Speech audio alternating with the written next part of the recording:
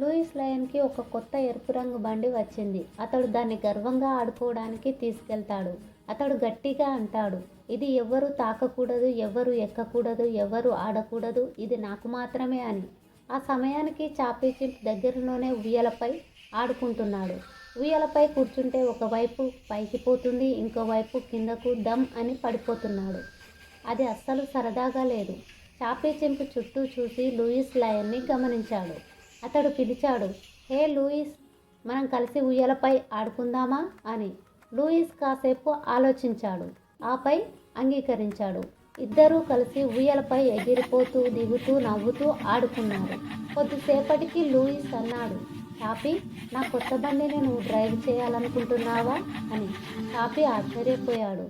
కానీ లూయిస్, నువ్వు ఎవ్వరూ ఆడకూడదని అన్నావుగా అంటాడు.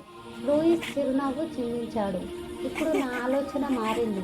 ఒంటరిగా ఆడటం అంత సరదా కాదు, మనం తూర్పు మార్పుగా ఒకరినొకరం లాక్కుందాం అని.